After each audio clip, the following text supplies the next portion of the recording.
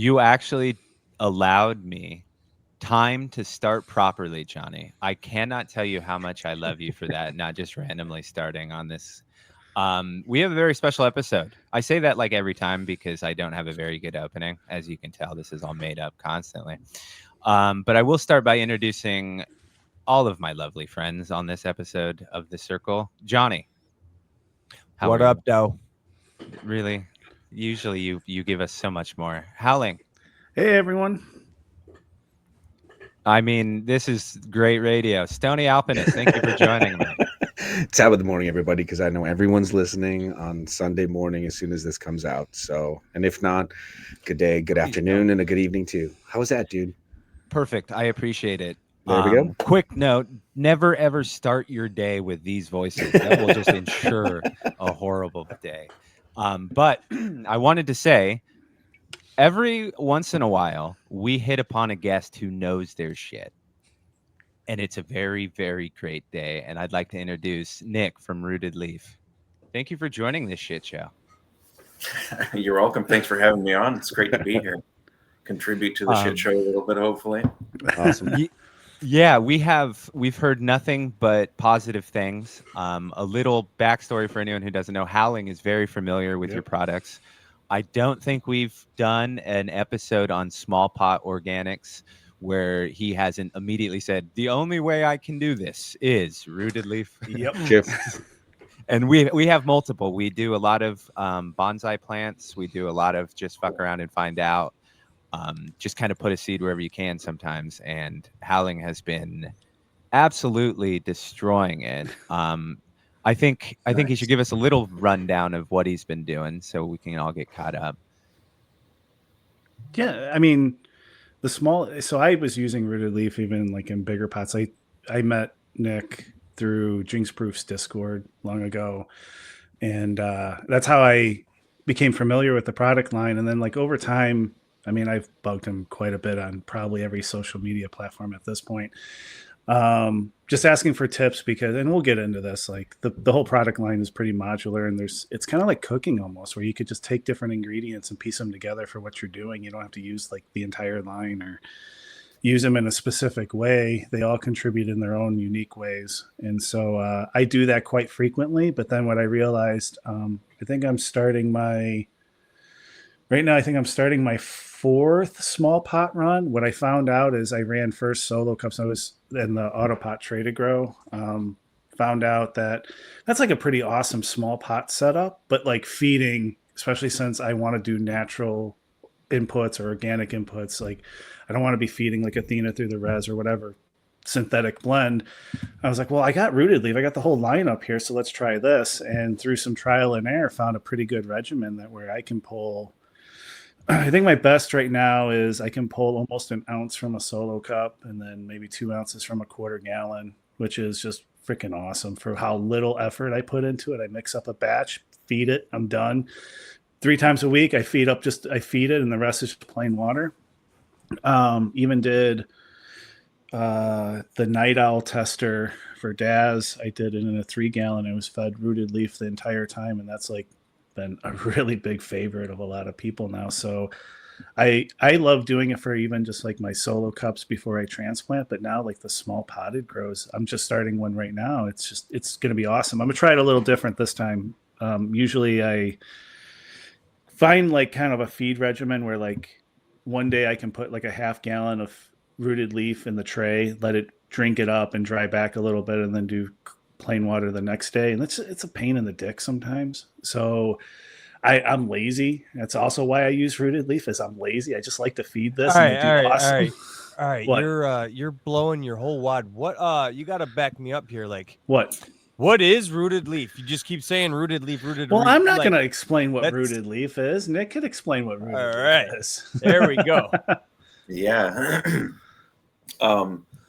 So that's a good question. I guess Rooted Leaf is a line of fertilizers, kind of at large in general. We feed all the macro and micronutrients that cannabis plants need across their full lifespan. But there's also this like deep recognition that carbon really should be a macronutrient for a lot of crops, but specifically cannabis, because the cannabinoids and the monoterpenes and the sesquiterpenes that growers want their plants to produce are about 80 to 90% carbon by weight.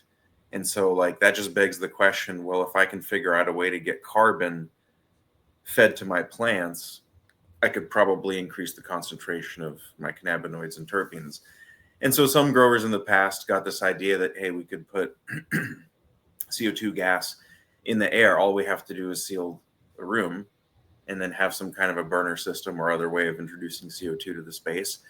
And they noticed pretty quickly that if you increase CO2 concentrations, you get bigger yields overall. Like the biomass goes up significantly, but so too does the concentration of these cannabinoids and terpenes. So, nowadays that's the kind of model that's been adopted at scale. Almost every commercial facility has a sealed space where they can introduce higher concentrations of CO2. But CO2 is a gas in the air.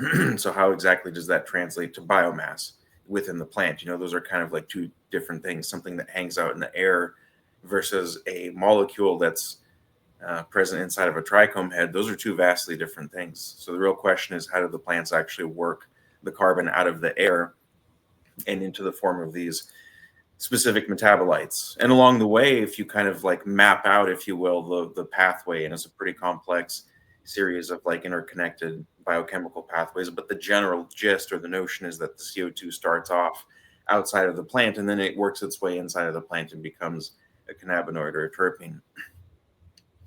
If you trace that process, you realize there's entry points along the way where you might be able to inject something that's soluble in water, because the plants take up water, and inside of that water you have these minerals, NPK minerals, and so on and so forth, calcium and magnesium. All these elements are used by plants to do a variety of things, and maybe one of those things is to actually help make the terpenes or the cannabinoids themselves.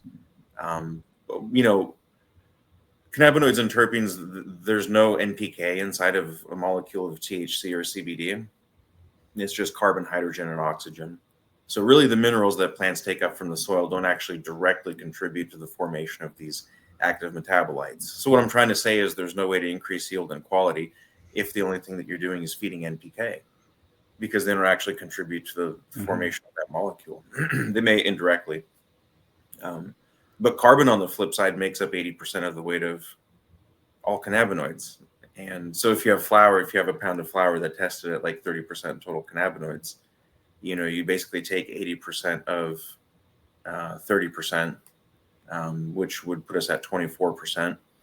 That means out of that pound of flour that you have, exactly 25% of it is just one element, carbon, and it's tied up in the form of the cannabinoids. So it's hard for us to visually look at the flower and see like this thing is just mostly one element, but it's easy for us to appreciate once we actually look at, the concentrations of the essential oils and all the stuff that happens in the trichome heads. So, this is a long-winded way of like explaining the passion or the inspiration for developing a line of fertilizers that is carbon-based in nature. We're trying to feed carbon to plants that directly fits into these primary pathways so that the production of cannabinoids and the production of terpenes can be increased significantly.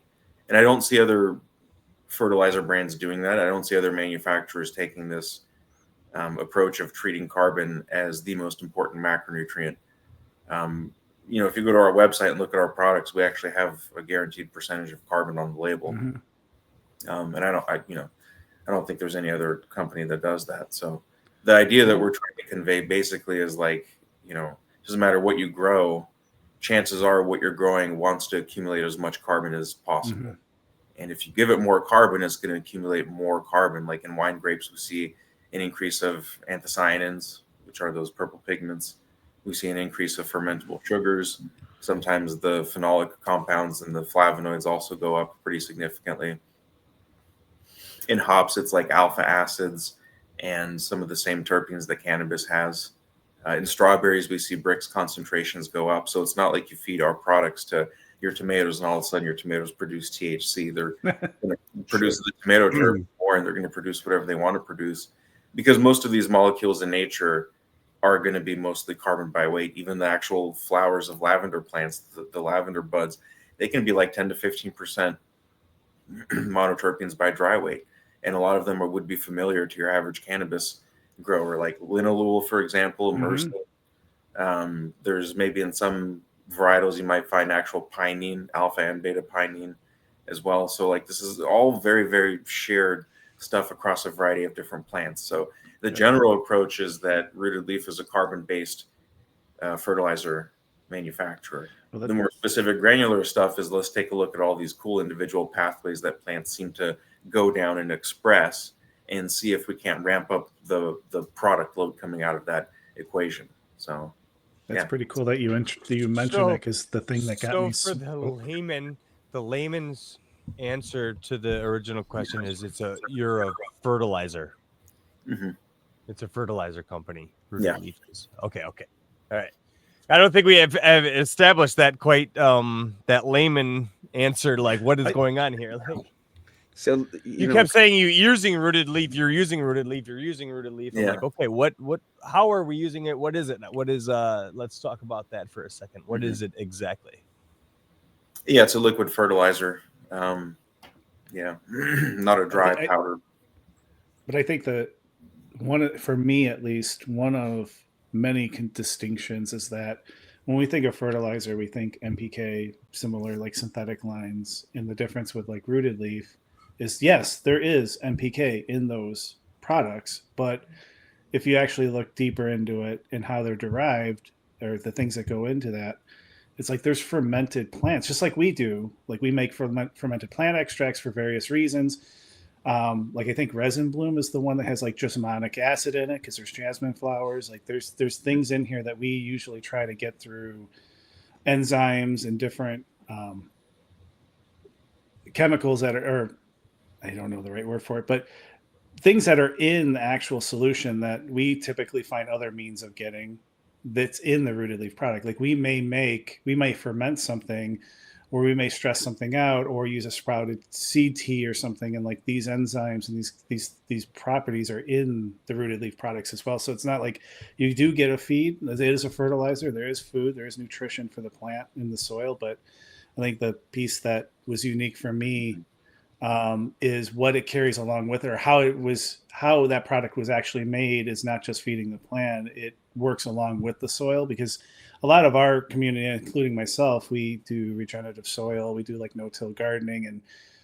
And so trying to dump a bunch of salts is counterproductive because it destroys a lot of the things that we're trying to cultivate, where like Rooted Leaf products is not just the food for the plant, but the delivery mechanisms themselves also feed into that biology that's in the soil, like the carbon and everything. Like for us, we add a bunch of compost rich things, decomposing things that have a lot of carbon in it, but that takes a lot and a long process to get, where you can kind of like super load it by using like the Rooted Leaf products. Is like, well, at least that's my understanding. That's the reason why I got started using it. Yeah. And I hear you kind of talking about two things there. One of them is like on the one hand, we do have the full macro and micronutrient load that your plants need. So like all of the essential minerals and carbon as a macronutrient. But then on the other side of what we do, there's about 36 species of plants that we're working with. And they're very specific portions of the plants too. Like we're working with very specific berries that are rich in anthocyanins, for example, and then extracting all of these wonderful compounds from plants and figuring out ways to combine them with the mineral load in a way that's very native to plant biology. I'll give you one good example. Our CalMag product, the calcium chelate that we make is made with fermented orange peels. And fermented orange peels, like an orange peel is just a really thick cell wall. That's kind of how I look at it. And as it turns out, there's all these like wonderful components within the actual peels that if you extract like pectic acid residues and these somewhat complex cell wall polysaccharides and like all the stuff that ultimately plants use to make cell walls anyways, we can extract that stuff out. And then what we do is we run some chelation chemistry or some complexing chemistry, and we wrap the calcium up in this sort of like a fermented orange peel organic acid complex, because it effectively represents a highly soluble half-built cell wall that the plants would otherwise make themselves. Because in nature, what they do is they take pectic acids and they complex them with calcium. They have this like little cross-linked structure. And there's other types of sugars like hemicelluloses and hydroxyproline-rich glycoproteins and all these other constituents of the cell walls that interact with calcium. But the point is that this is how it's done in nature. There's pectic acid residues that complex with calcium ions as a part of natural plant metabolism. So we figured out a way to do that basically using orange peel chemistry and then some chelation and complexing chemistry. So our chelate represents insane. something that's like a 99% built cell wall for the plants. And again, the source of it is a really grown orange peels that are really high quality. It's all food grade stuff too. I mean, these same orange peels are used by brewers to make like IPAs and other things that are fermented with like. How cool! Yeah. It's a little bit different than your standard approach for like making, like grinding down animal in a bag or something like that. We're actually trying to run the reactions and make a really clean product that, like, I guess the third layer of what we do, which I'm particularly enthusiastic about, is like the actual underlying chemistry, underlying physics, underlying thermodynamics of this whole thing, because you can, as it turns out, not only put the calcium in a form that's really available for the plants to take up and then make cell walls with, but as a direct result of that, there's this like energy gradient thing that happens in the plants where they're no longer spending a whole bunch of energy to make these cell walls. Because you're giving it to them, it represents a particular energy load that is saved by the plant. It's almost like if you work, for example, and you make $500 a day or $1,000 a day. Imagine if just out of nowhere, as you just got a direct deposit in your bank every day, you get an additional $250, or you get an additional $500. That additional load coming into your bank account, you could probably figure out a way to spend to buy nicer things for yourself, right?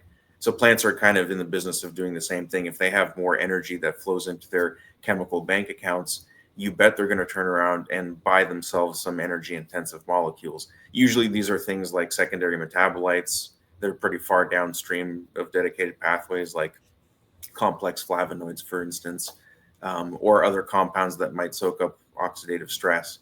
So the plants all literally, it's a chemical ability to afford energy intensive pathways. One of those energy intensive pathways, the biosynthesis of cannabinoids and terpenes, which is why specifically you have to grow plants under high intensity light and in very controlled environments if you want to see those numbers go up. You can't shade grow a plant off in a corner under 250 ppfd and expect it to get above 30% cannabinoids. Like, that's just not realistic, because those molecules that you want the plant to produce represent major energy sinks. Those are very, very high energy molecules. They're not cheap for the plants to make. So if you give them really intense light, really direct light, if you give them the perfect temperature feed water that has the right composition of everything that's soluble and balanced, and there's nothing to worry about whatsoever, and you have these predictable cycles, you've got the VPD dialed in, you've got your soil moisture dialed in, and you go through these wet dry cycles appropriately. Like, if you optimize it to that extent, you'll see what happens downstream in terms of what the plants are actually capable of doing. They're capable of being extremely, extremely productive. You give them enough spark, air, and fuel, they're going to make a ton of horsepower and torque for you, just like a car engine would. So, as it turns out, you can feed not only carbon as a macronutrient to the plants, but there's also this idea of like, you put a certain amount of energy in the bonds, like actual raw energy, as Einstein would, equate it. That's that's amazing. It is really cool to think about it, especially from like a thermodynamic point, where the energy, that they're saving and putting forth to other things and achieving great things it's really fucking cool. I don't think I've ever put that much thought into feeding my plants, and I feel like an idiot now. So thank you. Oh goodness, I've just been obsessed with this for so long. To me, it's like, how did you first get obsessed with it? What was kind of like the progression into, holy shit, I'm gonna do all these cool ass things with orange peels? I mean, it took a couple of years to get to that point for sure, but I'd always I would been, certainly hope so. I'd always been interested in fermentation chemistry. In fact, one of my first companies, probably like 15 years ago or 20 years ago by now, I was making kombucha, and kombucha is just fermented like tea and sugar with a little. I live in Southern California. Oh, There's a okay. kombucha market on every corner. Yeah. So one of the things that really fascinated me about kombucha was that it's not the same fermentation chemistry. Like if I change the sugar source out, and if I change versus a white tea, I can kind of condition the SCOBY as a result of that, and like in a white tea, for example, white teas aren't oxidized, so you get more aerobic bacteria, whereas a black tea is fully oxidized already, so you're going to get more yeast activity out of it. So that, to me, like that was the first thing that kind of like opened up my perspective on, the idea that from the outside in, this seems pretty simple, right? It's just like a combination of a few ingredients. Like how complex could it really get, but then I made some kombucha with really high quality Phoenix Mountain oolong. There was some honey that I used, and I just got the fermentation chemistry perfect. And I mean, it hit me like it just like did something to my psyche where I realized like this is not a normal thing that like there's kombucha and then there's this. This How is cool. totally different, but it's kind of like the same process leading there. So I got inspired, I guess you could say, by the idea that chemistry could be really transformative, and under the right conditions or the correct in the correct environment, you could get some pretty profound changes that happened. I experienced it firsthand when I drank it, and I certainly remember that experience to this day. And so like I started to around that time as well, I also, my business partner in the kombucha brewery, also bought a chemical manufacturing company. And I went over there and I did a little bit of work, formulation work, just something brief, nothing too crazy, but it also kind of got me used to reactive chemistry and a little bit more like organic synthesis, even though it wasn't anything super fancy or exotic. I just kind of got used to like reaction chemistry and watching chemical reactions happen and do all the weird things that they do. So that was probably like 2012, 2013.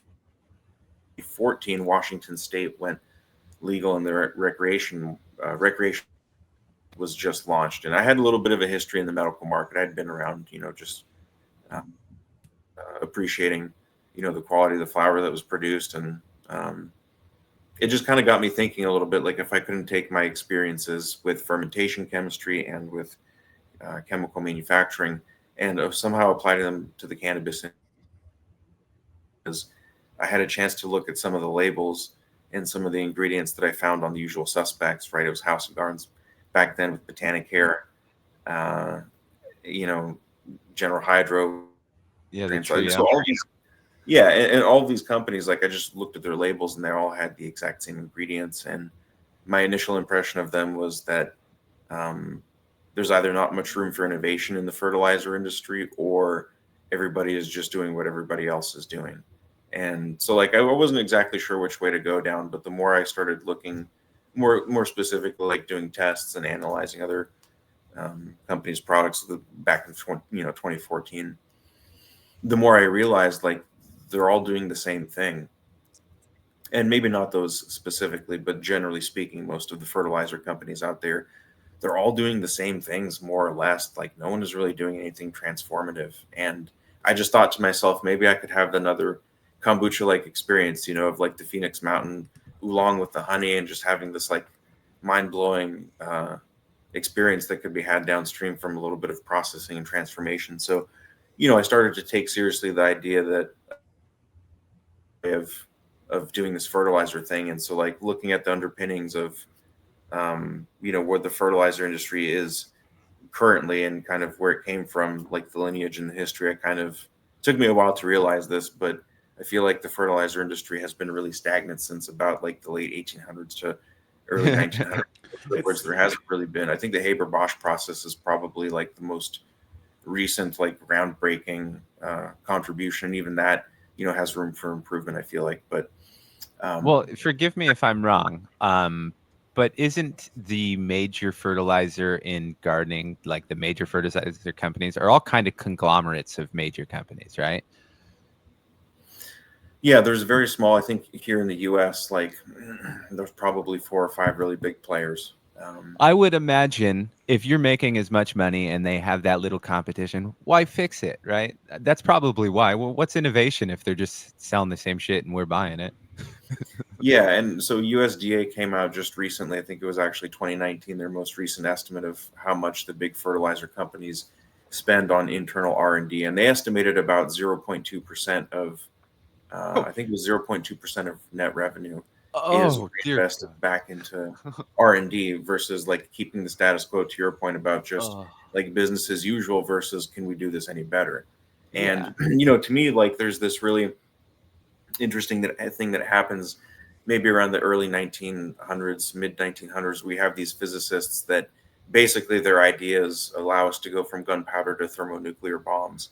And this idea of like energy can be released in very specific ways. So you have, Planck and Einstein and Niels Bohr, and even going a little bit further with like Heisenberg and Schrodinger. You have all these like brilliant minds thinking about like energy in the universe, and you engineer the engineering applications that came out of that led to this concept of like, in a nutshell, we went from gunpowder to nukes, right? But the same equations actually speak towards releasing energy in systems that can give rise to states of greater complexity.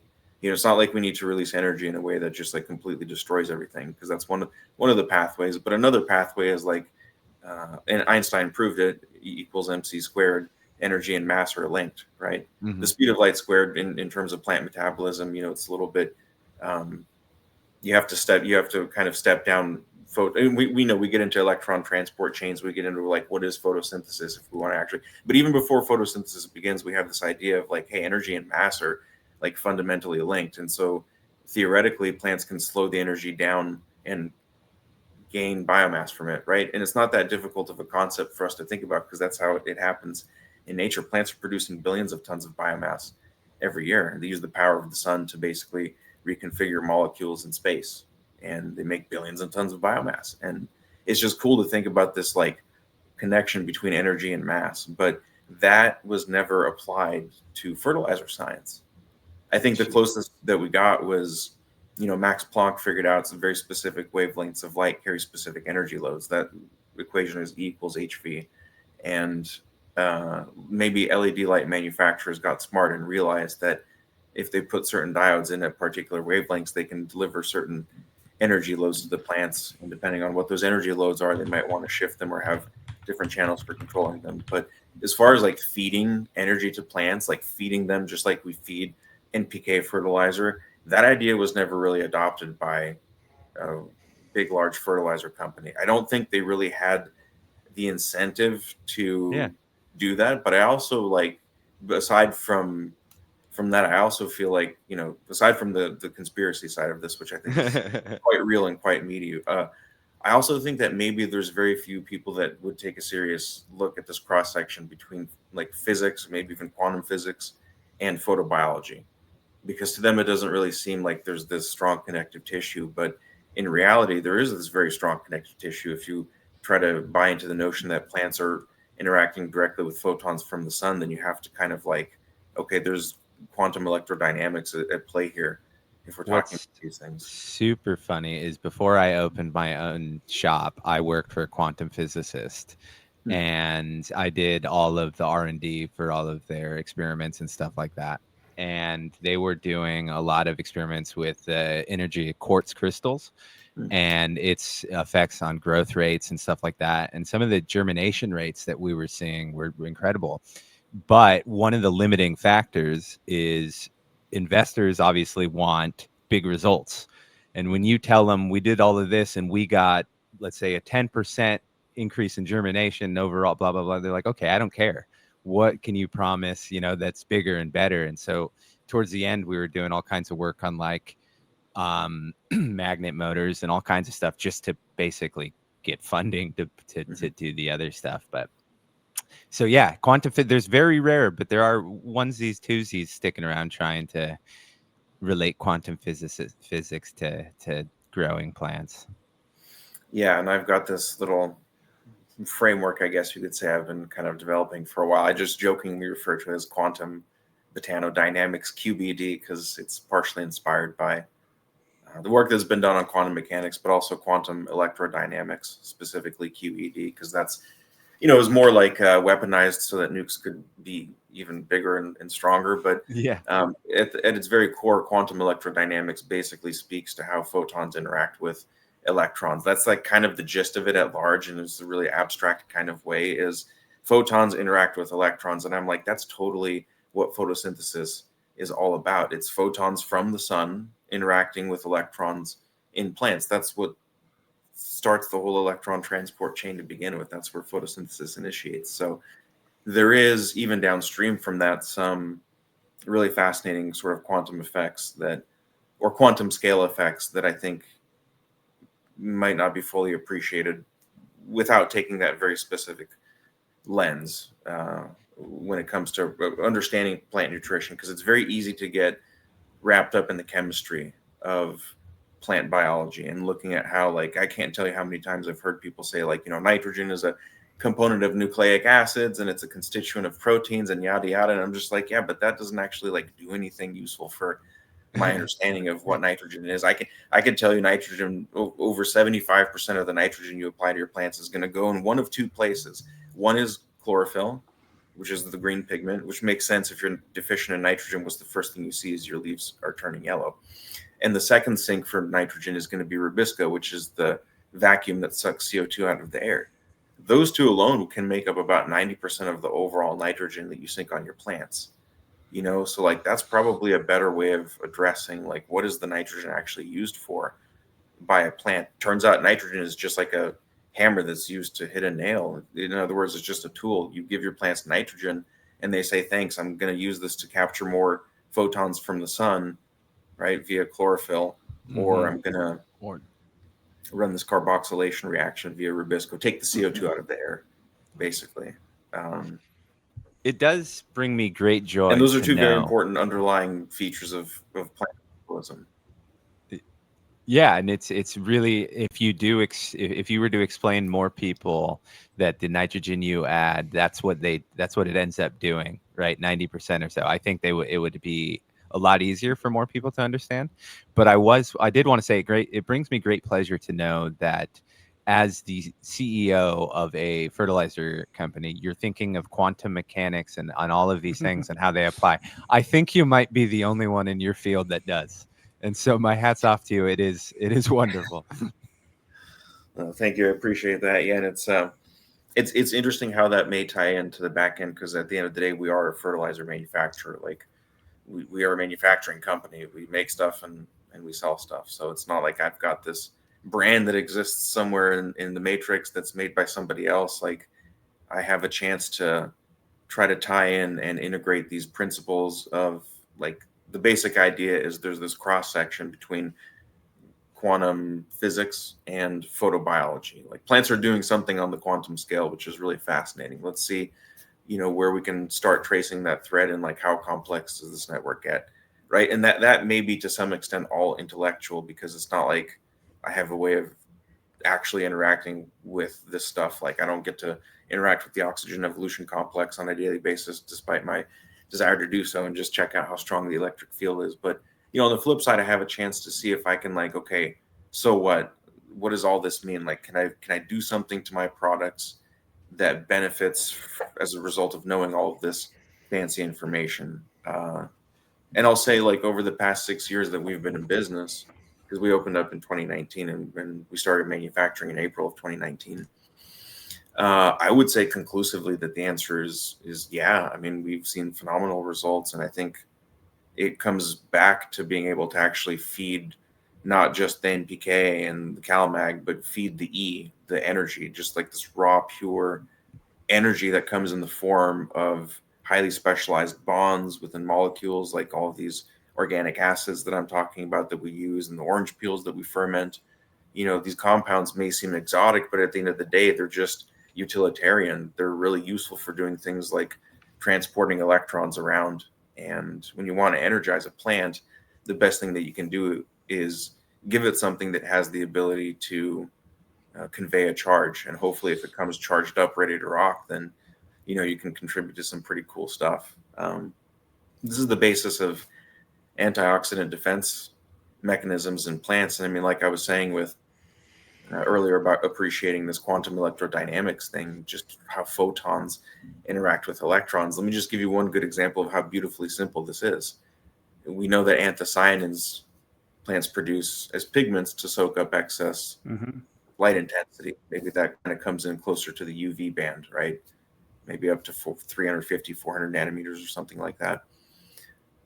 Those molecules interact directly with the sun. There's no contesting that. I don't think anybody would argue that. You've got this actual chromophore, they're called.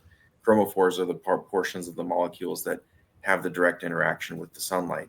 This is outside of the context of any plant biology. In other words, what I could do is I could make an anthocyanin-rich extract, apply it as a foliar spray on the plant, and then the anthocyanins themselves would interact directly with the photons from the light source on the exterior of the plant before that light is then filtered down and worked into the plant. So if it's really hot, for example, on one day and the light is very intense, you do foliar sprays of anthocyanins on the plants and you can directly reduce the oxidative stress load by a pretty significant and measurable amount. And the reason that it's significant and measurable is the way to think about this effect that I'm talking about. And again, this is just how like a pigment interacts with the sun. It's basically like a sunscreen. And everybody knows that, pigments serve like sunscreens, the purple ones in particular. But what I'm talking about is taking advantage of this very natural effect in the context of a foliar spray to reduce the harmful effects of light intensity. And there's ways to create environments where the efficacy of that pigment is enhanced. This is the case with anthocyanins. If you put anthocyanins in an acidic environment, that chromophore is recyclable and you can kind of reuse it over and over and over again. So, this is not a chemical reaction that I'm talking about. If you put one of these anthocyanins or these pigments as a foliar spray on your plant, it's not like a photon comes in and then consumes the pigment itself and there's no, recycling it. What ends up happening is the photon comes in on a high energy wavelength and that interacts directly with a chromophore on this anthocyanin molecule. And the energy actually gets dispersed across its sort of molecular backbone or its spine, if you will. And it kind of just like resonates and vibrates and it gets released as excess heat. But the molecule itself does not break down, especially if you have it in the correct environment, like in an acidic environment, for example. The pigments themselves become highly active and they become almost infinitely recyclable. In other words, they can go through this process over and over and over and over again, basically. And so what ends up happening is you have this massive reduction in the thermal load that's experienced by the plants from a small concentration of pigments that you can either do as a foliar spray or water into the plants, because they'll just take it up and it gets accumulated in the vacuoles anyways. So would that allow you, I'm just curious, two things is for us indoor growers, if we water it in, we can increase the light intensity without as much oxidative stress and stressing out the plant. But then, I mean, is there commercial, like outdoor commercial grows that could make use of this? Like, especially like in the heat of, especially if you're growing in like intense sunlight, you mentioned sunscreen, it's a protective measure. And they could do foliar sprays in their field or something to help reduce the damage that could be done to their crop. Is that something that people do, or is it still like kind of okay? Yeah, we get really good results from growers outdoors, and specifically because out in the outdoor environment, you can increase the concentration of CO2 to the plant. So kind of shift gears away from like the quantum electrodynamic stuff, just looking at carbon as a macronutrient. It's impossible to feed carbon in a gaseous form outdoors. It's just the concentration is what it is, right? So the only way that you're going to get an increase in yield or quality is if you can figure out how to get the carbon released either from the soil, which is why a lot of people focus on optimizing soil chemistry and making sure the soil biology is not only active, but it's abundant, right? Because the abundance there liberates a lot of CO2 and that gets released locally. In some cases, you may experience 800 to 1,000 plus ppms of CO2 being released depending on what's fed in. And usually you can see these spikes happen in conjunction with something like if they put in, like a sugar or simple sugar or molasses solution and they water that in. As soon as the microbes start oxidizing that, they'll start to release the CO2, and that, could be beneficial. But there's other ways too. Going back to, what I was saying initially, there's these entry points into these various pathways that ultimately produce terpenes and cannabinoids and trichome heads, and figuring out how to inject substrates into those pathways directly can mean a variety of different things. You can do something like feed simple sugars. You could do something like feed organic acids. You might be able to feed more complex building blocks like the specific organic acids I mentioned, pectic acid residues and things like that from orange peels. So it kind of depends on like what specific thing we're trying to achieve and where we can, sort of plug in a substrate into that pathway. But I will say for the biosynthesis of organic acids, or I'm sorry, for the biosynthesis of cannabinoids, organic acids are definitely key. High solubility is a critical factor, but also just in layman terms, you have to decarboxylate, or you decarb your flour, or you cure your flour as the final step before you enjoy it, right? So curing the flour involves removing a carboxylic acid functional group from the flour, so it becomes THC from the parent molecule, THCA, right? So the real question that I have is, well, where did that acid come from? Because it's in the molecule, and you got to decarboxylate it and get it out to cure the flour and to have it ready to smoke. I mean, you could smoke a little wet flour, that's fine. I'm not going to kill anyone, but you see the point I'm getting at is the organic acid is in the molecule itself. So like, how did it get there, and can we do something to help snowball that process to get more organic acids into the equation and to get more, building blocks for the rest of the molecule, which is a derivative of oliphtolic acid is not a terpene. Technically, it's a polyketide, so it comes from a different pathway. So cannabinoids are actually technically derivatives of two distinct pathways. They're kind of like two pathways come together, have a child, and it's a terpenophenolic compound. That's what all cannabinoids are. And I think the first dedicated step is when oliphtolic acid cyclase comes along and does something and makes CBG, I think is what it is. Or maybe that's CBGA synthase that comes along and takes oliphtolic acid after oliphtolic acid cyclase acts on it. Because if you've seen cannabinoids, there's like that ring structure in the dead center of the molecule. And that's the compound that I'm talking about. So you got to learn how to feed both pathways, ultimately, is what I'm saying.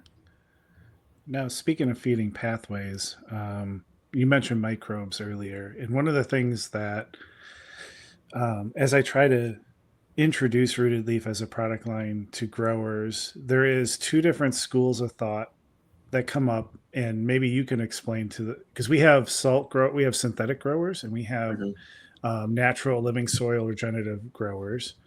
And I hear on both sides of this, we have, I try to always push everyone to a more natural, regenerative way of growing. If you can, it's just my personal philosophy, and I try to do that. So for like synthetic growers, it'd be like, well, if you really like the simplicity of running whatever synthetic line, I'm like, Rooted Leaf is pretty much, you could just follow the schedule and you can rock it just with that if you wanted to, just like you rock it with your synthetic line, but you are doing things in a more sustainable way. You're doing things with better intent, and so on and so forth. And then the same, I try to tell that, like the living soil growers, that you don't even have to run the whole product line. You can run just pieces of it. Depends on what you need to get out of it, or you run the whole product line if you want to. And it's complementary to what you're trying to do. But then they look at the product listing and they're like, they see 8s at the bottom, like all the derived ingredients, and they like see calcium, like acetate, and like they instantly think like that's a salt. Like what's going on with this? Like that's what synthetic growers are like. Well, I have to like take a step back, and like a lot of us are not organic chemists, and I have tried to play one on the internet and it's failed miserably. And I'm just wondering if, like, especially to talk to our community, if we can speak to how it is not, yes, there are salts in your products. Technically, they're organic salts versus mineral salts. They're not salts. No, they're not. Salt. Then that's my misunderstanding.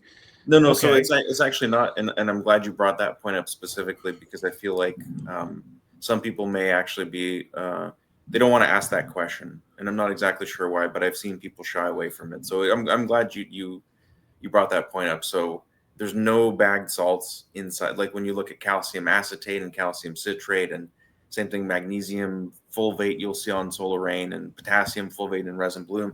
All of those ingredients are not bagged chemical salts at all. We're manufacturing them from scratch, and the way that we manufacture them is partially by the fermentation chemistry and the extraction of the plants. The way that it has to do with the labeling laws, honestly, because if we were to, so like, I'll give you a good example with CalMag fuel, because we talked about it already. The fermented orange peel gives us this rich soup of organic acids like pectic acids, and there's probably maybe like, I don't know, probably 5 or 10 dominant species that we'd be able to say interact with the calcium in a way that binds it and kind of makes this like gelatinous jelly form of calcium. But when we go to the regulators and we're like, we have this pectic acid complex of calcium, they're like, what on earth are you talking about? I know calcium nitrate, I know calcium sulfate, and if I don't know your flavor of calcium, you can't put it on the label and you can't be licensed to sell, because they basically have a checklist of ingredients that they recognize. And if we don't meet those ingredients that they recognize, then they just don't let us sell the products. This is actually one of the major problems with us being able to get into Canada. Canada is an absolute nightmare. They literally have a checklist and a flow chart, and where we end up in the flow chart is not a good place. So, but you know, here in the U.S., we kind of have to abide by the same regulatory standards of talking to the regulators. I mean, just to give you some perspective, it took us 2 years just to be able to claim the fermented plant materials as part of the derived from statement, because you'll probably find in other brands that have fermented plant material, it says contains non-plant food ingredients. There's your NPK analysis, there's your derived from statement, and then there's additional stuff down below. And we probably had to go through a series of back and forth for like 18 months, 24 months to get the fermented plant materials on the derived from statement. And so like that was a big win for us, but nobody looking at the labels reads the derived from, fermented plant material statement, and like they don't understand the insane amount of work that it took to get there. So I'm happy with the win that we got there. And so there's no bagged calcium acetate, there's no bagged calcium citrate. Yep. In fact, the calcium citrate we are making from the orange peels, like that is literally the citric acid fraction is being extracted from the orange peels, and we make calcium citrate. And that happened to be one of the flavors of calcium. They kind of recognize it, but they also like, this is a weird fertilizer ingredient. Why are you using calcium citrate? And I'm like, why are people grinding up bones and putting it in a bat? I don't know. You tell me. Like, so they kind of like they accepted that one, but it's not a very common one. You'll find some weird language like calcium nitrate that's complexed or chelated with citric acid, but a fully reacted calcium citrate like what we're making, a true calcium citrate manufactured from orange peels, that's not a bagged salt. That's us making it from orange peels. Yeah. And that's a shame, because like I think that if they looked at the label, it's doing a disservice to what actually is in that bottle. They read this and they do not understand the complexity and the nature of the elements that are actually in that bottle, and they see things like with 8 at the end, ATE, and they're like thinking, oh man, that's just the same as Athena or whatever trio thing that they're using. And it's like, no, it's really not the same thing. And a lot of the things that they're complexed with have a carbon backbone to them, which is feeding the microbiology that slows the release of things. And it is a fundamental, very different beast that you're working with, and it is not the same thing. And I think that's what I try. Like, some people will ask questions and try to make the leap or try to bring what they're used to using in the rooted leaf products a little closer together than they need to be, because they're not the same thing. And it's like, and that's why I'm glad that you're starting to explain it for everyone so they can listen to this, because I fumble around with it's one of those things that you have in your head, like you just know it's not the same thing, and you're trying to find the words to explain why you know it's not, and it's like I can't figure that out. So I'm glad that you're able to explain those things. And when you use things like different citric acids and stuff that have carbon, like that is the building block of a lot of this, and that makes it uniquely different. And it doesn't get bound up in the soil. It's actually feeding the microbiology rather than dropping crystals all over the place that just destroys things and causes osmotic pressure and stuff. Like, that's not what's going on with these products. And I will test that you can overfeed these products and the plants still respond great, because I feed my small pots the heavy feed chart just because I'm lazy and I just want to make sure they got everything, and they do not respond negatively to it. They love it. And I'm probably wasting product if anything, but I'm not burning up a product. I'm not killing plants off, because it just behaves very different in the soil. And that's awesome. So I'm glad that you'll be able to explain a little bit about that, because it's a lot better than I can explain it. Mm-hmm. It's so funny. This shit seems like the shit that my dad needs this, dude. Yeah, my dad, like in his grow, man, like he just wants to do water only, but it's like, I know, but like, you follow instructions so well, and it just seems like this is like a no-brainer for him. Like, it's a layup. And I think I've heard, and I mean, Nick, you can correct me wrong, I think you've explained that for living soil growers, like one of the best complements that you could do is follow the light feed chart. That it's complementary to the soil that you're running. Like, we usually use heavy amended soil, living soils, and the light feed chart is for me at least, it fills in the gaps. It gives it a little extra gas in the gas tank just to keep going. And do you need it? No, you could probably go water only in a big enough battery of soil, but it just gives you that little something extra to bring out certain, either not run on deficiencies in certain areas, or give it just that little extra expression in the genetics because of the things that are in those bottles. But you also don't have to use the whole line, at least in my experience. And that's one of the things that I have bugged Nick about quite frequently, is like, I am doing this, or I'm encountering this. What unique combination of products do you have, either foliar or root drench? It's like, that's pretty cool. And I don't know if you can, so for a synthetic grower, would it just be wholesale, just follow one of the feeding charts that matches the EC that you typically try to target for a stage of growth? Or is there something like, we have a lot of growers that do either straight cocoa, or they do they like quote unquote like living cocoa. They might mix it with a little compost or worm castings, but for the most part it's cocoa based.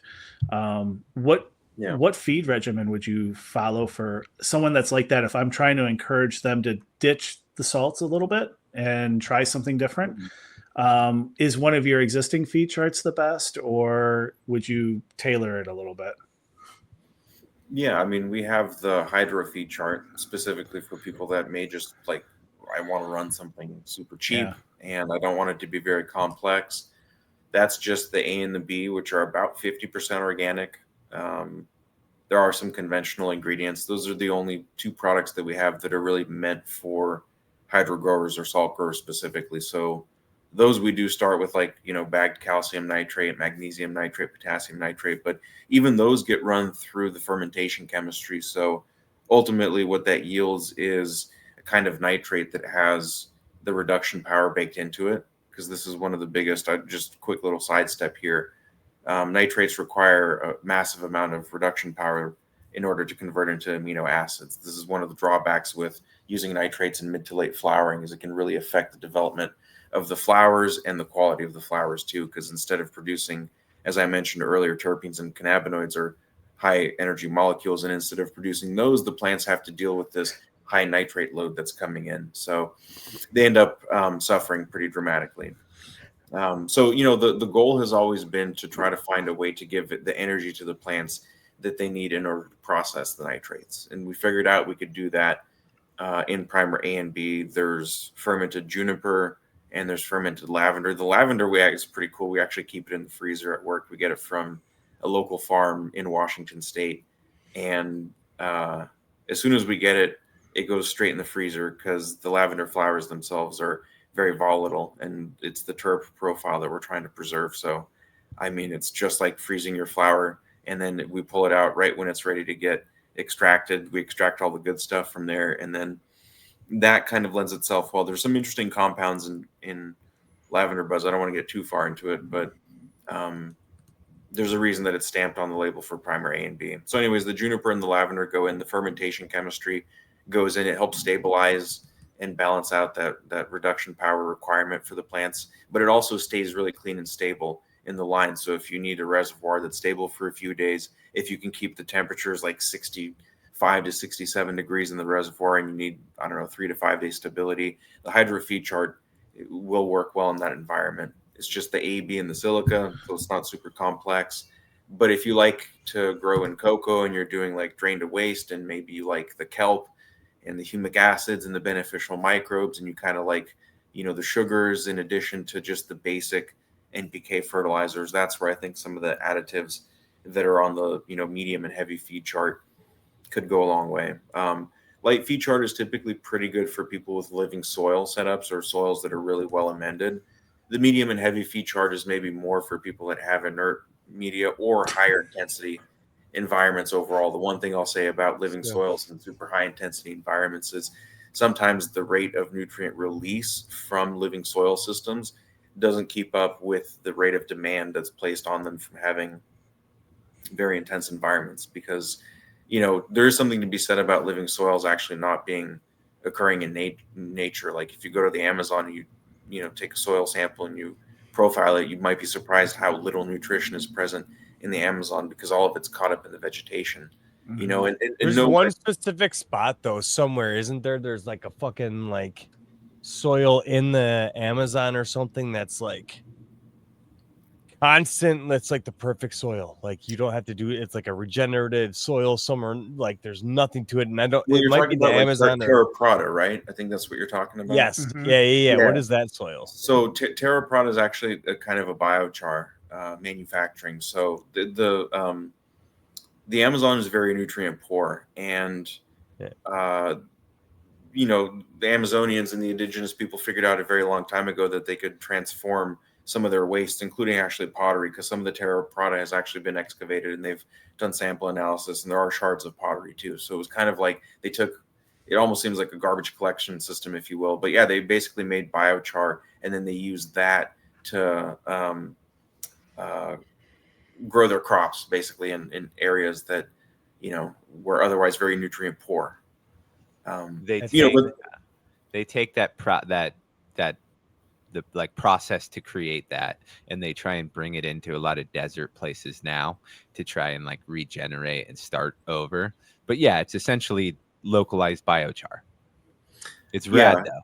Yeah, and so like so there's that, right? The Amazon and rainforests in general, very nutrient poor. Even in nature elsewhere, we don't really find particular like abundance of. There's no such thing as bone meals. Like bones fossilize. There's no nice powdered blood meal that gets worked in, or bone meals or feather meals or things like that don't actually occur in nature. So in a lot of ways, a really good living soil doesn't actually represent a plant's natural native environment. A natural native environment for a plant may actually be one where nutrient scarcity is quite high, right? And so like it has exactly. So like the idea basically is if you want to try to replicate an environment for a plant where it can do well in a high intensity environment, maybe the thing to do is to try to focus on a combination of variables that allows you to release nutrients really quickly, right? On the one extreme end we just went through is like living soils may not be able to keep up with releasing the calcium fast enough. That's typically the biggest problem with living soils, is the calcium bottlenecks. On the flip side, the other end of that extreme is rock wool. Rock wool is pretty extreme because you can water it 14, 15 times a day and like it'll still go bone dry, but you can't do that that's not the way to run a living soil bed. That's not how you distribute the moisture in a living soil environment, right? So you've got these like different dynamics happening all together on two extremes of like, how do I get the nutrients into my plants? Let's just release it 45 times a day with the rock wool or whatever it is. Or on the flip side, let's give it 3 months to break down with the living soil. And my argument is that the happy medium changes depending on the intensity of the grow. If you're chasing high terpenes, if you're chasing high cannabinoids, you have your VPD dialed in, you got a bunch of really expensive gear, dehumidifiers and air conditioners that can help you maintain optimum set points, and you can keep the humidity low, then you're not growing in the living soil. You're growing with soluble nutrients that plants can go through wet dry cycles in about 24 hours with, because that's the optimized sweet spot for them in nature. They can handle those 24-hour swings between the soil being fully at capacity and then on the low end being fully dried out. And this confers a lot of benefits and advantages too, because if you can get the soil wet in the morning so that it's dry by the evening time, your disease pressures for root-borne predators, pathogens, microbes, fungi goes way down. Way down. Yeah, hell yeah. Yeah, people that come into the garden 3 hours before the lights turn off and start watering, I'm just like, what are you doing? You're watering the fungus here. You're not even. Plants need C3 plants like cannabis. They photosynthesize during the day when they're not cannabis plants. They're not like building up their energy waiting for later. Like they need the water when the sun is out. Like that's when they're doing their thing. So if you catch the plants in their natural swing and figure out how to go through wet dry cycles every 24 hours, that's the optimum. I feel like sometimes 48 in veg is fine because nobody wants to be watering veg plants every single day if they can not have to do that. But I will say even something as seemingly simple as rooting out cuttings with about 800 to 1,000 ppm CO2. And don't be shy on the light intensity either. I know that they're unrooted cuttings. I know that. If you give them higher CO2 and higher light intensity, they're machines, they're engines. They will work. This is a light bulb moment for me because, and I'll circle back to what I was explaining at the very beginning of the show and got a little ahead of myself, is that I was explaining how I use these with the Autopot tray to grows and how I just specifically came up with a watering and feed regimen that it was born out of laziness, but also what I found is I had some of the frostiest smelling, best looking plants when I followed that kind of dryback cycle. Even though I was running like a quote unquote like living soil in a small pot, what I found is I would feed in such a way that they would go through most of whatever, either it was a feed or it was plain water. They would go through most of it during the light cycle, and towards the end of the day, it was depleted. But I was lazy. I'm like, I'm gonna leave it until the morning, and I'll go back, and then I'll do.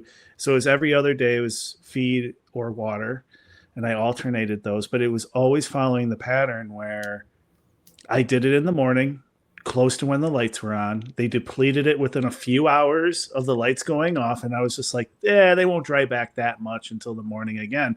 And I had some of the best looking plants by doing that. So like, this is just kind of, I was thinking this next run, I was going to try to overcomplicate it. And I was going to run continuous water in the tray. And then I was going to do a drip feed of rooted leaf. And I'm trying to like, it would always be moist. And I'm like, but now like you're making me think that like, I had some of the best grows, especially in like my small pots, doing it this way, where I did allow that natural cycle, and I didn't keep it always constantly moist or always constantly fed. I let it kind of have a natural rhythm to it.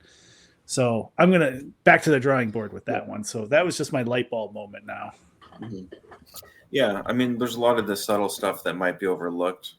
One example would be, I think people focus a lot on VPD, but they don't actually tie in any of the soil moisture dynamics and how the plant sits between the moisture that's in the soil versus the moisture that's in the air. And like the more you start to peel back that layer, well, like it's really a continuum if you think about it, right? Because we're like focused and obsessed with VPD in the air, but it's the roots that we water. It's the soil that we water. Mm-hmm.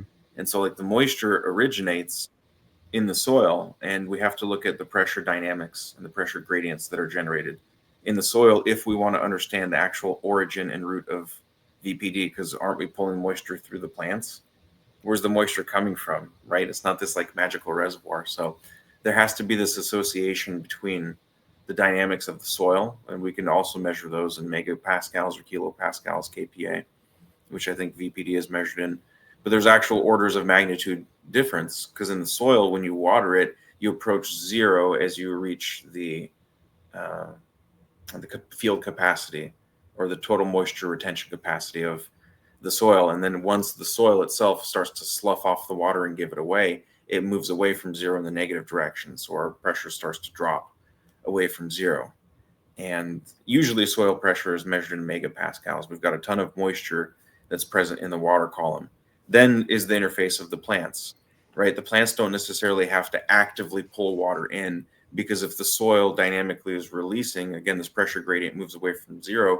If the soil is actually releasing the moisture kind of free of charge, if you will, the plants just are there along for the ride. They don't have to spend energy on tapping into this water and making something happen with the water. They don't have to like break this barrier. The water is like literally flooding in at them, right? And then in the air, it's kind of the opposite pressure regime itself. We move away from zero with VPD in the positive direction. So zero is quite wet.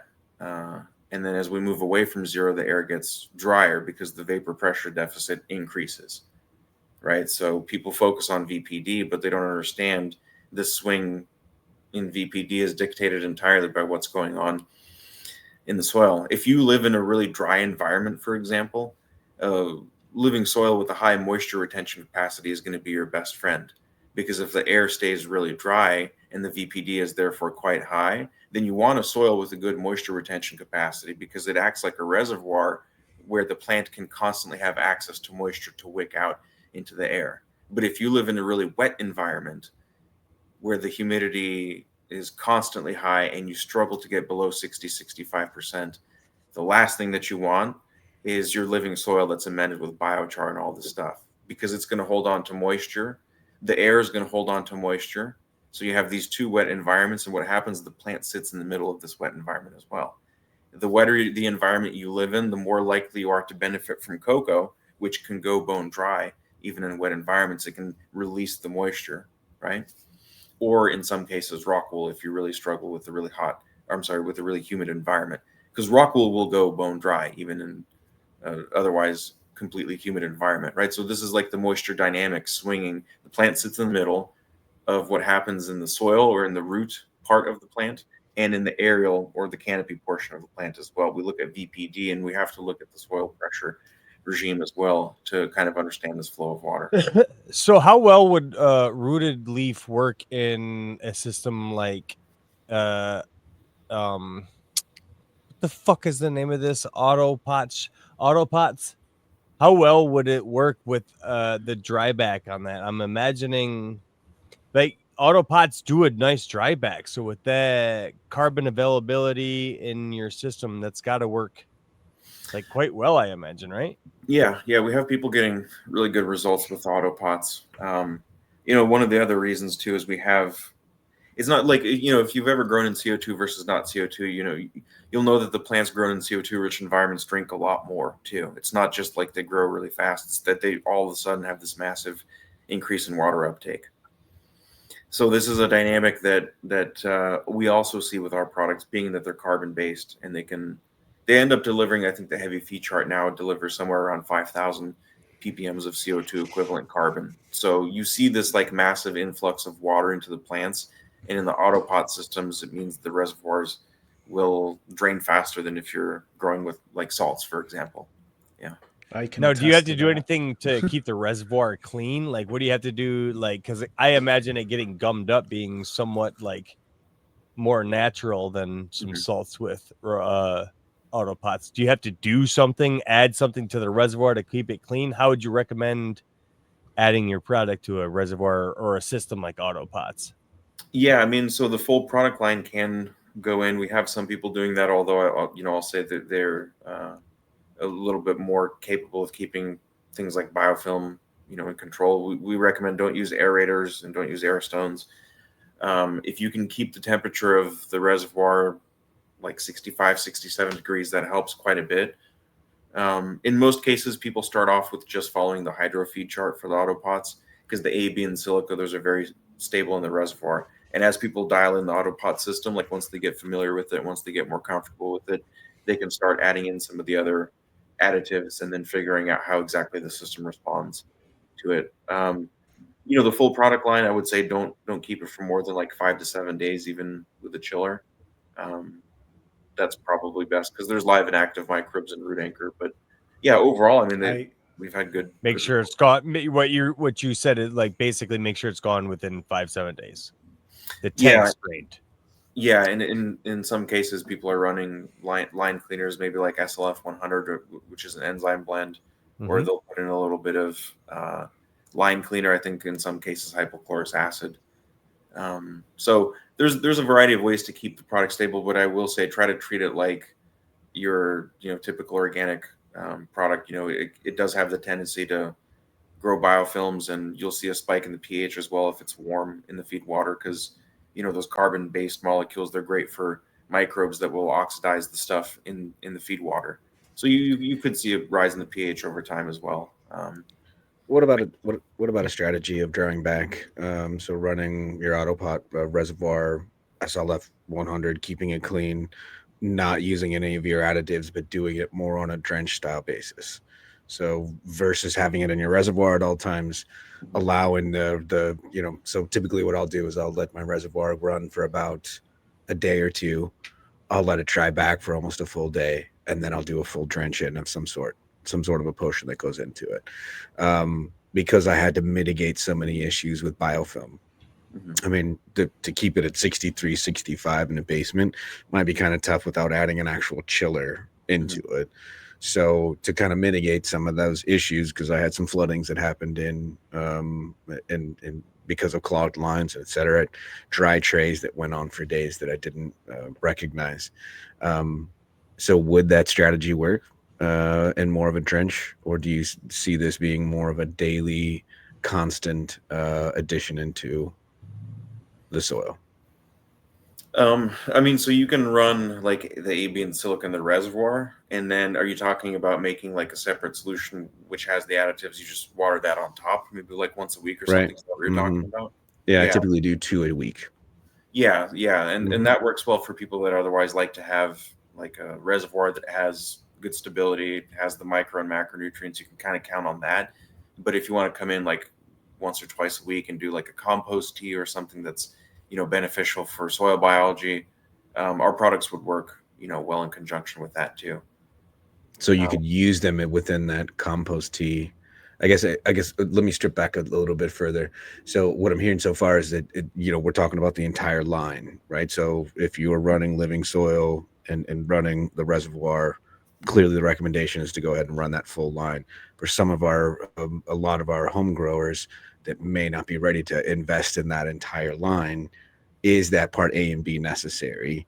Can there be the other products that you have, are they a little bit more supplemental and maybe a little bit beneficial? Is there an entry level, a gateway, I guess, a gateway bottle for some of these folks that may be used to doing their own potions and powders through organic living soil? Yeah, definitely. And what I'll say about that is the pairing is really easy to figure out when we just start with a clean slate, like ProMix HP, for example, right? The full product line works great in that. But if somebody comes with their own living soil amendments, like they like to work their own specific blends in, whether it's like bone meal or feather meal or whatever, various combinations, our products can come in and kind of help supplement what might be missing from there. So just as one example, if you don't put in a lot of calcium sources, like you're not very heavy on oyster shell meal or bone meals or anything like that, then you could use a product like just the CalMag Fuel to help supplement some of the calcium in a really soluble form, and that could go a long way. It would jive well with the living soil chemistry otherwise, but it might help fill in some of the gaps that might be missing. If you're on the flip side, like you're using like Build a Soil 3.0 or something fully charged up that has a lot of good stuff inside of it, you might actually benefit from doing foliar sprays. Solar Rain is a really good foliar spray product because the carbon to magnesium ratio is extreme. I think it's the most it's the greatest ratio difference between the macronutrients and I guess you could say the minerals and the carbon itself. And the reason that's important is because the EC load is very low on Solar Rain. It's not like this it's not going to jack your plants up with all this like NPK stuff that's already present in the soil. Instead, what it's going to do is deliver all of these like organic acids, all of these sugar complexes, all of these things that when the plant absorbs it through the leaf surface, it can mobilize it down and excrete it out of the roots, where it then becomes a root exudate that participates in breaking nutrients down and making certain elements more available for the plants to take up. So because it's a plant-mediated process, it's pretty cool. You spray this on the plants take the compounds in, figure out what they need to do based on feedback loops from the soil and soil chemistry, whatever's going on.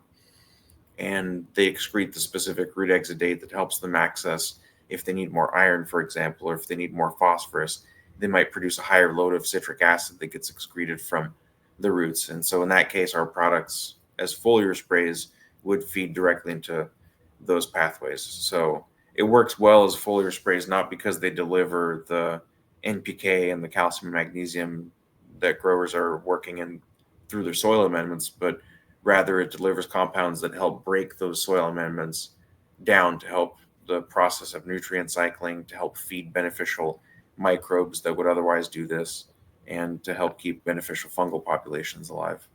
So that really is kind of your entry level. That's your gateway, is the foliar spray, right? Yeah. Solar Rain, I would say, is definitely the gateway foliar spray. If you want to see, good results, pick a plant Right. that isn't doing so well. Pick a yellow plant, the runt of the litter that's off in the back corner, and spray that one. Or even just as a supplemental, like I use all sorts of different potions and powders of all sorts of states, and it's nice to have a supplemental into it.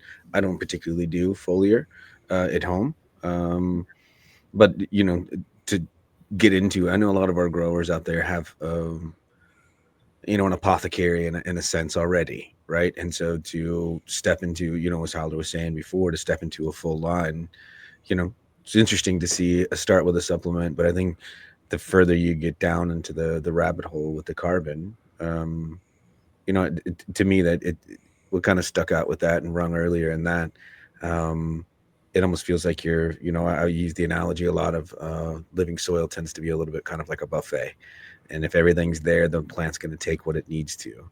Well, if you've chewed it up and chopped it up into nice portions that they can easily take, then it seems like carbon's one of those main things that they don't have to do any work for. And if it's there and you're giving it in large amounts like this, it's either taking it from above or below. And if you're within your product line, really kind of moving into that direction, I think it's interesting. I think and fascinating the way that you approach the creation of it, and to get someone into the foliar spray, I think is maybe a great entry level. But then what would be that next bridge then? If someone's like, okay, I really want to start into this and don't want to go into the A and B, what would be their next step? The CalMag and the Root Anchor work really well as soil amendments, and there's a couple of things maybe that I want to mention about them and how they participate in living soil chemistry, and it has a lot to do with adjusting or buffering out solubility curves of some of these components, because when we're talking about living soils, oftentimes these amendments take months to break down. And the real benefit of using even light amounts of like CalMag fuel, for example, even for somebody that has a lot of oyster shell or crab shell amended into the soil, is that the CalMag fuel is significantly more soluble in water. We can deliver about 350 grams per liter roughly of this calcium chelate. And just for reference, I think bone meals and calcium sulfate and other such forms of common forms, calcium carbonate that you would get from eggshells and things like that, those are like in the fractions, like 0.001 grams per liter, or 0.0, maybe 0.1 grams per liter. But my point is that they're not exceptionally soluble. So this dynamic exists in living soils where, you have the calcium in the soil, but it doesn't benefit the plants unless it can be caught up in the transpiration stream. So at a certain point, what we have to do is recognize that the solubility of the calcium is going to be one of the driving factors of how much calcium can the plant actually take in. You can do certain things, like if you have a bunch of calcium worked into the soil, you can adjust the pH, you can acidify it, and part of that acidification releases the calcium too. But it in certain cases isn't going to be sufficient. If you're in a high intensity environment, for example, the plants need a large flux of calcium going in. The living soil chemistry may just not be able to keep up with it because it's not really intended for that. So in that kind of case, you could use a product like CalMag fuel to help accelerate the calcium delivery into the plants, while also freeing up some of the other calcium that's bound up and stored in the soil. Root Anchor works really well too, because that's got a lot of humic acid inside of it. And then there's a lot of fatty acids. We use a pretty high quality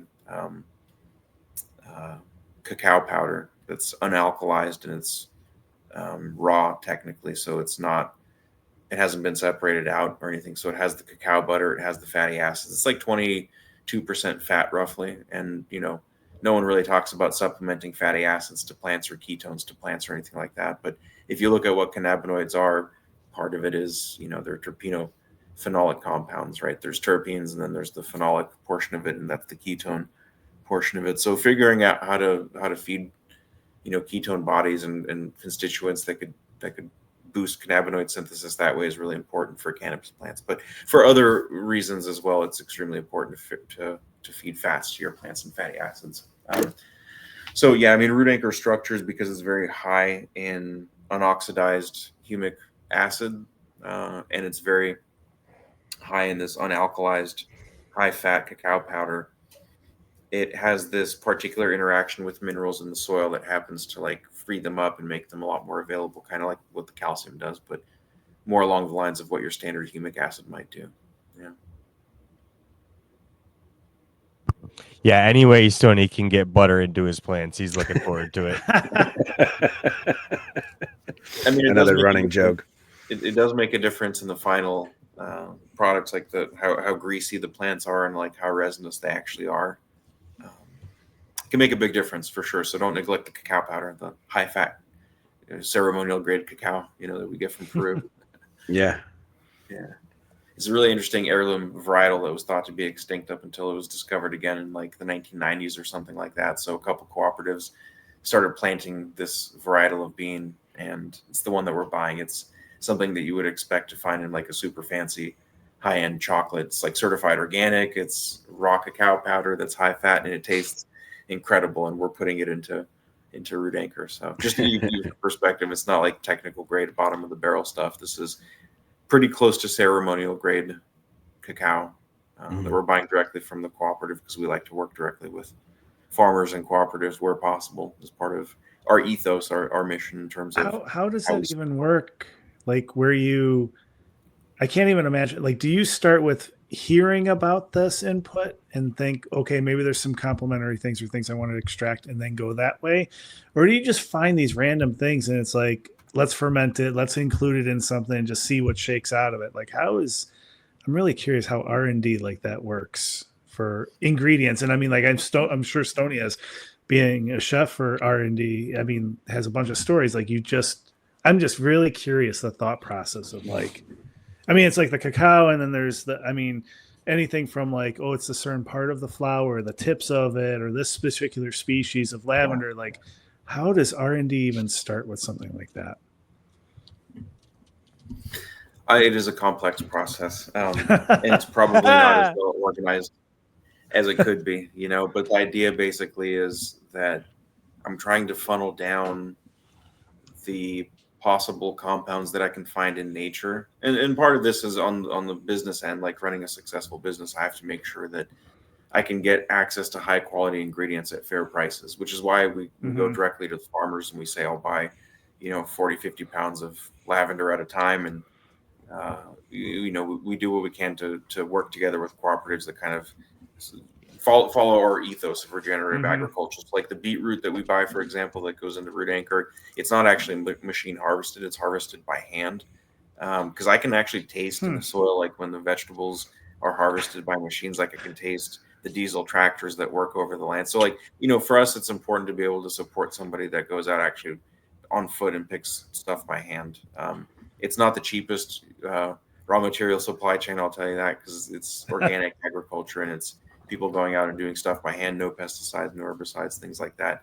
But there's plants that I'm trying to work with that produce very specific molecules or compounds. And the way that I think about it is, if you look at plants in general, there's hundreds of thousands of species of plants. There's millions and millions of different compounds that they produce collectively.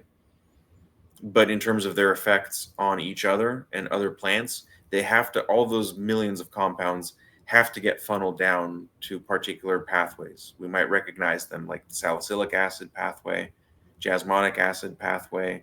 There's very, very simple pathways that plants take, and it's basically like a funnel effect, right? There's millions of compounds that get funneled down to these very specific responses that we see in plants.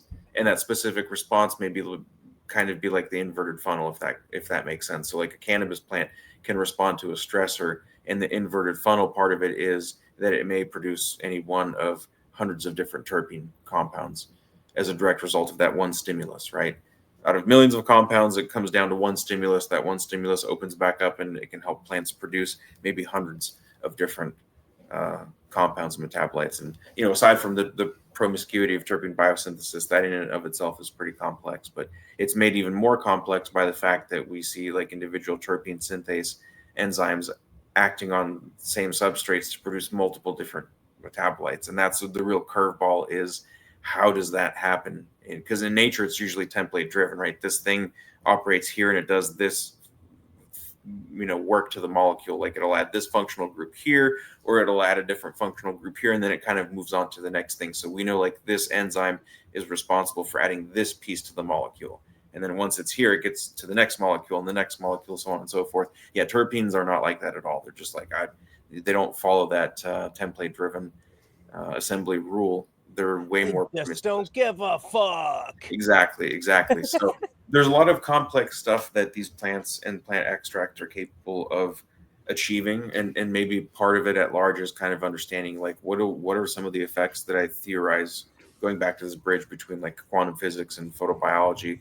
I know that there's these effects that I think that are possible to quantify if we just look at the physics and the numbers and all the stuff. Like there's real high energy loads that we're talking about here, but is there a way where we can pull these effects away from just like numbers on a spreadsheet or numbers at the end of a calculation and into real plant biology? Like, can I actually put a thermometer on a plant and see a decrease in leaf surface temperature? Right, because that would show that it's not just stuff that happens in my head or on paper. It's like actual things that are occurring in reality. There's some stuff going on. So we try to find ways to build the bridges between the theories about how plants can work and how plant extracts can work with real sort of practical, like, is this actually working? And we're at a point right now where most of the R&D is there's still a little bit of like fine tuning that happens, but certainly where we started off in April of 2019, I think we were at like 38 species of plants, and now we're down to like 28 roughly. So actually, no, we had way more. We had like 45 different species of plants at some point. We had like almost 4 dozen species of plants. Yeah, we had. Yeah, we did, because there were about 12 species of kelp that we started with. There was like red kelp, green kelp, brown kelp. There was single-celled algae that we had as well. So like we started off with a pretty broad list of plants, and then over time I kind of learned about which ones worked really well for us. Like the orange peels that I mentioned. I mean, that was a clear winner right off the bat. That was a slam dunk. Thinking about pairing orange peel ferments with calcium to make a chelate, like that was a no-brainer. It worked really, really well. So we leaned really heavily into that. And then some of the other components, I guess, some of the other plant extracts took a little bit of time to like fine tune and to get to where they're at right now. I mean, we've been using anthocyanins for a couple of years now, but if you look at the Powered by Plant stamp for Solar Rain, you'll see aronia berries on there, and aronia berries are extremely rich in anthocyanins, and we kind of let the cat out of the bag some time ago about making these things called metallo-anthocyanin complexes, which is basically like, hey, if you look in nature, plants take minerals like magnesium and they can complex them with anthocyanins in the leaf surface and make a little sandwich called a metallo-anthocyanin complex. There's even Wikipedia articles on it with some classic examples of flowers that do this. So it's like the chemistry is there. The pairing of magnesium and anthocyanins can be done, but can we do it in the context of delivering a nutrient to a plant? In other words, can I make a foliar spray that the plants will then absorb across the leaf surface? Yeah, and use the anthocyanin, like we were talking about earlier, to actually have this quantifiable and measurable effect on dissipating heat. Or it's not really heat, it's dissipating excess light energy so it doesn't become reactive oxygen species. And there's ways to absorb various band gaps of energy that plants don't need for photosynthesis, but that could cause damage instead. Like classical example is just excitation of chlorophyll to a triplet state, making singlet oxygen free radicals, and so on and so forth. There's different ways to quantify it. Some of it may be like joules energy, like we would do with the excitation of chlorophyll, because that's directly a photon driven phenomena. But then there's also oxidative stress in the form of hydroxide, and that has nothing to do with photon energy. That you would measure the intensity of that using a different metric. But the idea is that there's multiple flavors of our reactive oxygen species depending on the stress load that comes in. We have like singlet oxygen, we've got superoxide, we've got hydrogen peroxide, and we've got hydroxide, or the hydroxyl functional group. So like those represent different energy loads, but they're all stress. And if we could do something to put on the plants a pigment or a compound via a foliar spray that can literally directly interact and interface with that stressor in a way that quenches it and neutralizes it, then we could see real gains from the plants, not only in terms of their output, but also when we do something simple like just take the leaf surface temperature, we're like, yeah, the plant's actually running cooler. It's like measurable, noticeable, you know. So that's really cool. Yeah, there's ways to nerd out about it, but at the end of the day, it's just like I always come back to appreciating the simplicity of this. Like, oh, duh, pigments interact with the sunlight. Like, yeah, it's a no-brainer. That's what plants produce the pigments for, right? I mean, chlorophyll is for to interact with the sun, and here I am geeking out about how this pigment interacts with the sun to absorb excess light energy. And circling back right to the beginning. It does, yeah. There's the second circle back right there. Right? Now, there we go. Yeah. So that's we before we ask you some of the dumbest questions that you've probably ever had to answer on a podcast, I do want to circle around. That's different, not a back. Can't count that. And make sure I didn't miss if anyone had any questions they wanted to ask. Let's get the intelligent questions out before we get the YAG questions in, essentially. Johnny, anything that anyone? Nope. Howling? I think you cover this, and I think you've told me before, but the number one product to get introduced to is solar rain, right? Like if you could tell anyone, like just get that. I treat it like this old joke of like you see the sick plant, it's like, oh, give it CalMag. It's like, no, you give it solar rain and you're going to watch something happen pretty damn quickly usually. So anyways, I just wanted to clarify that. So if anyone wants to try to dip their toes in, get a bottle of that one. Excellent. Stoney. Yeah, I think that was the key takeaway for me today was, the carbon expression of carbon coming from the air or below, so above or below for it. And this is an opportunity for a product to deliver that. And I think it's to Howling's point, when trying to find that entry level point for some folks, because it's the analogy or where I was going to a lot in my head of this is it feels a lot like KNF. To an extent of really having a true understanding of what you're doing can be really overwhelming. And so to have sort of this sort of components, a lot of that's been done, and now it's being a little bit more refined. I think it's just that kind of gets people into that direction, because it can be intimidating, KNF or organics or starting to make your own things or mix your own things can be really intimidating, and you've done a lot of that work for it. So I think that those are some of the key takeaways for me in the day. Excellent. Before I let Johnny go, I did have a question or perhaps a tip you could offer home growers. Do you have one kind of not simple but beneficial thing that a home grower could make themselves that you would recommend?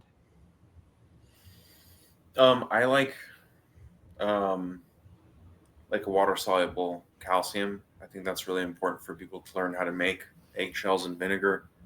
It's kind of a basic and simple, reaction that people can run at home, and it's a good way to do it too. I mean, just try to keep the pH pretty low and acidic, because you always want a little bit of excess acidity inside of there.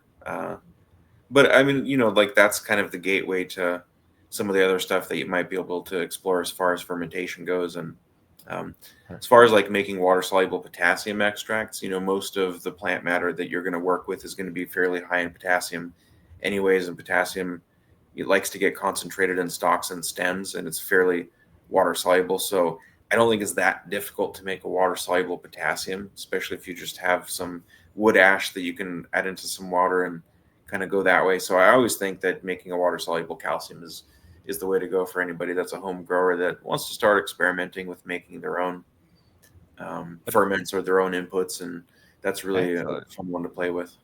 What a wonderful answer. And from that wonderful answer, we shall transition into a YAG tradition. Johnny.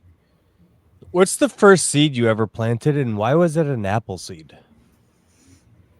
That's a good question. What was the first seed I ever planted? I don't know. I don't know if it was an apple. Damn it.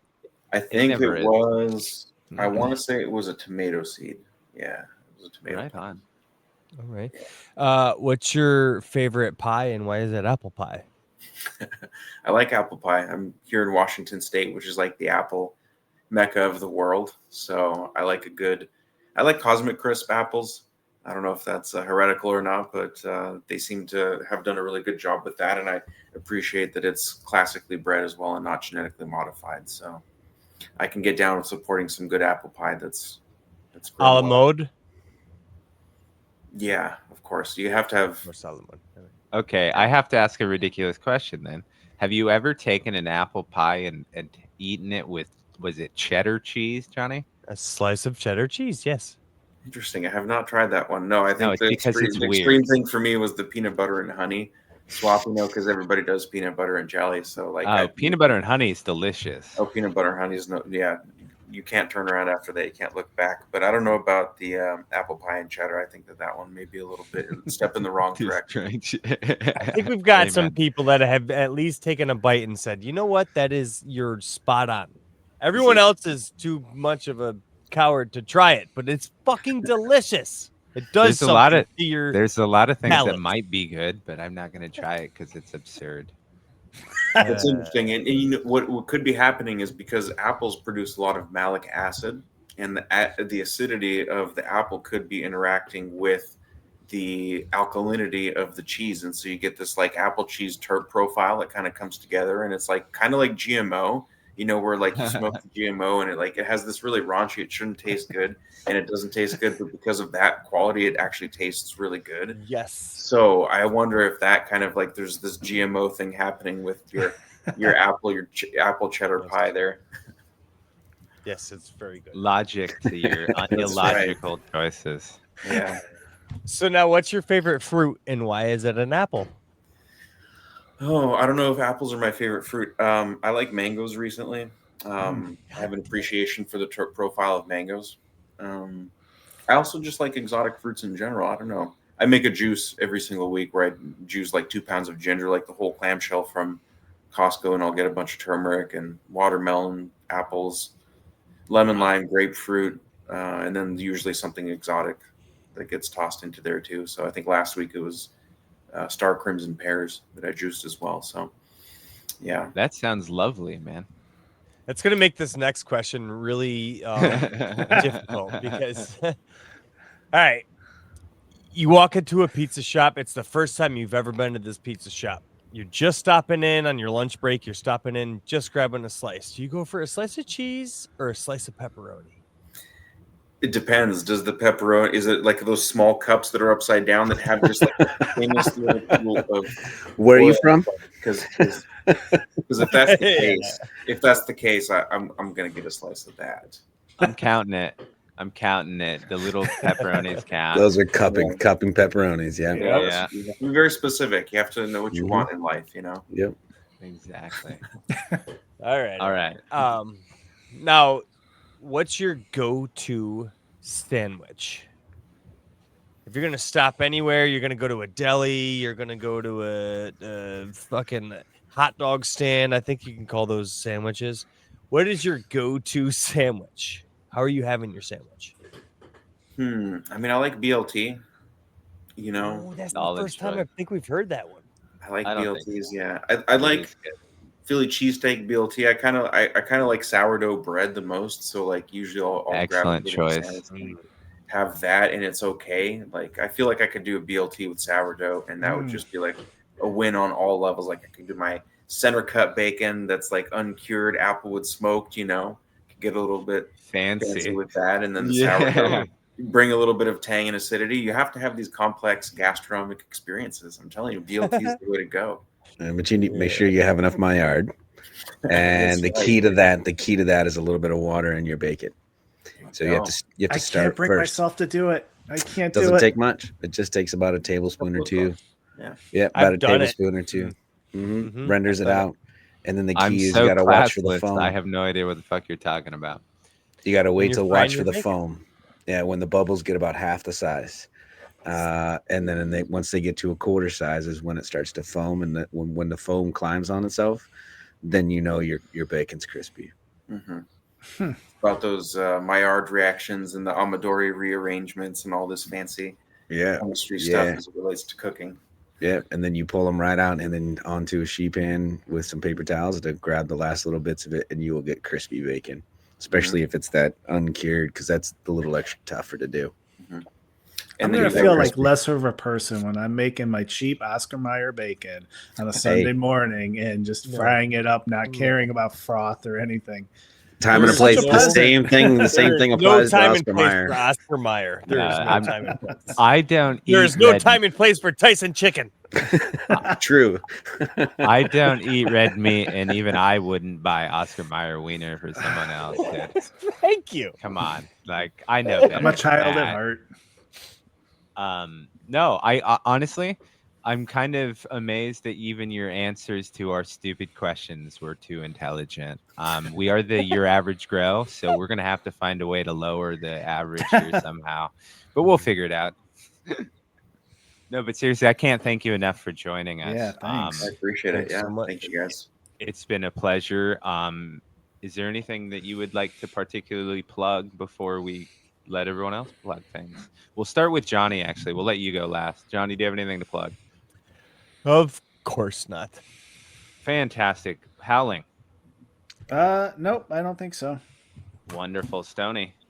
I would say just getting everyone together tonight and getting a whole dunk of information out. So thanks to everyone that is listening to this. And you're smarter now than you were an hour and 40 minutes ago, guaranteed.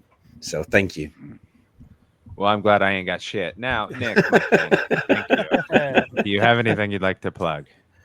Yeah, I just want to thank everybody who took the time to listen, and thank you guys for the wonderful conversation tonight. If anybody has questions, I do encourage you to reach out to me on Instagram. I'm usually the person that answers the messages. We have a bunch of information on the website too in the blog section. I always encourage people to go and check out the blogs. Some time ago, I thought I'd write a book about how plants are very similar to car engines.